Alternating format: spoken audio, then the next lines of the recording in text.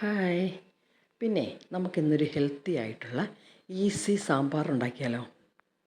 ഞാൻ പറയുന്നൊരു മസാല നേരത്തെ പൊടിച്ചു വെച്ച് കഴിഞ്ഞാൽ എളുപ്പമാണ്. ഈ മസാല സാമ്പാർ പൊടി ഞാൻ ഉണ്ടാക്കിയതാണ്. ഇതിൻ്റെ ലിങ്ക് ഞാൻ ഡിസ്ക്രിപ്ഷൻ ബോക്സിൽ കൊടുത്തേക്കാമേ.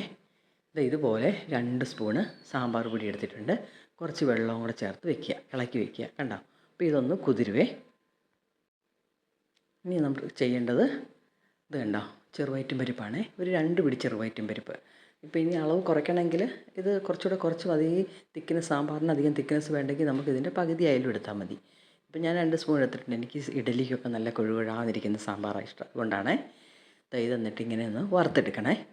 വറുത്തെടുത്തിട്ട് നമുക്ക് ഇതൊന്ന് ചെറുതായിട്ട് ആറട്ടെ. ആറിയിട്ട് നമുക്കിത് മിക്സി പൊടിക്കാനുള്ളതാണേ.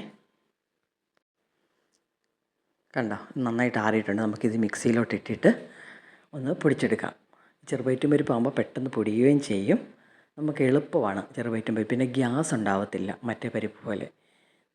നമുക്ക് ഇതുപോലെ നന്നായിട്ടൊന്ന് പൊടിച്ചെടുത്തിട്ടുണ്ടേ. ഇത്തിരി തരിയൊക്കെ കിടപ്പുണ്ട്, അതൊന്നും കുഴപ്പമൊന്നുമില്ല. അത് നമ്മൾ സാമ്പാർ തിളയ്ക്കുമ്പോൾ അതങ്ങ് വെന്തോളും. നേരത്തെ നമ്മൾ കുതിർത്ത് വെച്ചിരുന്ന സാമ്പാർ പൊടിയുണ്ട്. ഇനി നമ്മൾ ആ മിക്സിയിലേക്ക് പൊടിച്ച പരിപ്പിൻ്റെ കൂട്ടത്തിൽ തന്നെ ആ സാമ്പാർ മസാല ചേർത്ത് കൊടുക്കുവാണേ. സാമ്പാർ മസാല ഇതിപ്പോൾ കറക്റ്റാണ് 2 സ്പൂൺ എന്ന് പറയുമ്പം. ഇനി ഞാൻ ചേർത്ത് കൊടുക്കുന്നത് കണ്ടോ, ഒരു ടേബിൾ സ്പൂണ് തേങ്ങയാണ്.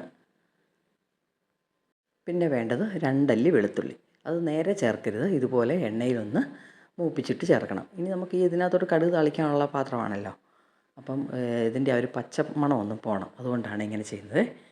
ഇനി നമുക്കിത് അരയ്ക്കാനുള്ളതിനകത്തോട്ട് ചേർത്ത് കൊടുക്കാം.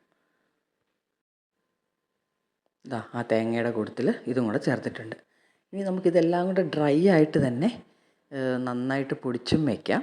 അപ്പം അങ്ങനെ പൊടിച്ച് വയ്ക്കുമ്പോൾ ഈ തേങ്ങ നമ്മളൊന്ന് ആദ്യമേ ചീനച്ചട്ടിക്കകത്ത് വെച്ചിട്ട് ഒന്ന് നന്നായിട്ട് ചൂടാക്കണം. വറുക്കൊന്നും ചെയ്യില്ല, ചൂടാക്കണം. എന്നിട്ട് അതിനകത്ത് അവിടുന്ന് വെളുത്തുള്ളിയും കൂടെ ചേർത്ത് ഒന്നിച്ച് ചെയ്താൽ മതിയല്ലോ.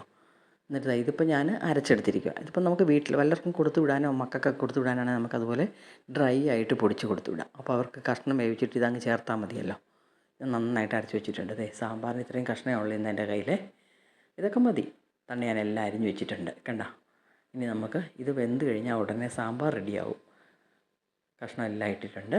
ഒരു 2-3 ഗ്ലാസ് വെള്ളം, അത് നമ്മുടെ അളവനുസരിച്ച് ഇട്ട് കൊടുക്കുന്നു. പിന്നെ ചേർത്ത് കൊടുക്കുന്നത് പാകത്തിന് ഉപ്പ് ചേർത്ത് കൊടുക്കണം. പിന്നെ മഞ്ഞൾപ്പൊടിയും ചേർത്ത് കൊടുക്കണം. ഇതിനകത്ത് ഞാൻ കുറച്ച് കറിവേപ്പിലയും ഈ മുളക് ചേർത്തിരിക്കുന്നത് കണ്ടോ, മുളക് മുഴുവനോടെ ചേർക്കാവുള്ളൂ. ഒരിക്കലും കീറിയൊന്നും ഇടരുത്, ഭയങ്കര എരിവായിരിക്കും. മുഴുവനോടെ ചേർത്ത് കഴിയുമ്പോൾ പച്ചമുളകിൻ്റെ ടേസ്റ്റും കിട്ടും, എന്നാൽ എരിവും ഉണ്ടാവത്തുമില്ല.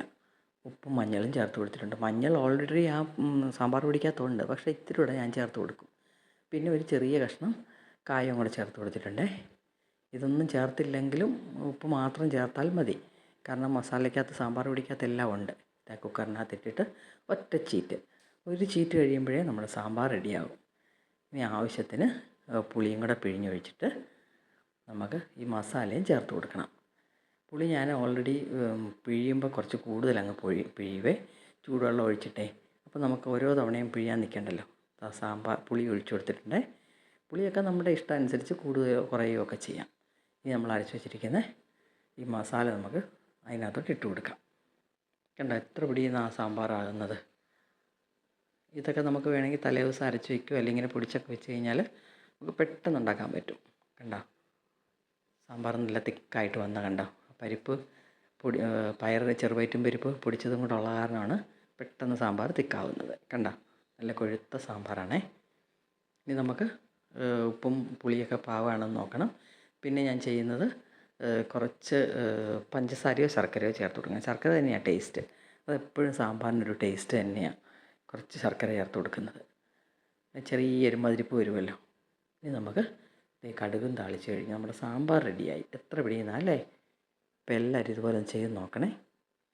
മക്കളൊക്കെ ഒറ്റയ്ക്ക് താമസിക്കുന്നുണ്ടെങ്കിലേ നമുക്കിതുപോലെ ഇത് ഡ്രൈ ആയിട്ട് പൊടിച്ച് കൊടുത്ത് വിട്ട് കഴിഞ്ഞാൽ പുളിയും കൂടെ വേണമെങ്കിൽ നമുക്ക് ഈ മസാലയ്ക്കകത്തോട്ട് തന്നെ ഇട്ട് കൊടുത്തിട്ട് ഈ തേങ്ങ നമ്മൾ ചൂടാക്കുമെന്ന് പറഞ്ഞല്ലോ, അന്നേരം കുറച്ച് പുളിയും കൂടെ ചേർത്ത് കൊടുത്തു കഴിഞ്ഞാൽ നമുക്ക് പിന്നെ അത് ഒരു 2-3 സ്പൂണ് കുട്ടികൾക്ക് ഒന്ന് കുതിർത്തിട്ട് ചൂടുവെള്ളത്തിൽ കുതിർത്തിട്ട് അങ്ങ് സാമ്പാറിൽ കഷ്ണം വേവിച്ച് ചെയ്യുമ്പോൾ ഒഴിച്ച് കൊടുത്താൽ മതി, പെട്ടെന്നാവും. ഇപ്പോൾ പാചകം ആൺകുട്ടികളും പെൺകുട്ടികളും ഒരുപോലെ പഠിച്ചിരിക്കണം. കാരണം അവരെപ്പോഴും പുറത്തൊക്കെ പോയി ഒറ്റയ്ക്ക് താമസിക്കുന്ന പല സിറ്റുവേഷനിലും എൻ്റെ ഫ്രണ്ട്സിൻ്റെയൊക്കെ മക്കളെ കാര്യം പറയുന്നത് ഞാൻ കേട്ടിട്ടുണ്ട്. ശരിക്കും പറഞ്ഞാൽ ഒരു സാമ്പാറും ഒരു ചിക്കൻ കറിയും ഉണ്ടാക്കാൻ പഠിച്ചു കഴിഞ്ഞാൽ അവർക്ക് ഫുഡിന് ഒരു പ്രയാസവും വരത്തില്ല. ശരിക്കും പറഞ്ഞാൽ ഈ സാമ്പാർ ചപ്പാത്തിയുടെ കൂടെ വരെ കഴിക്കാൻ പറ്റും. ഇഡലിക്കോ പിന്നെ ഉപ്പുമാവിനൊക്കെ വളരെ നല്ലതാണ്.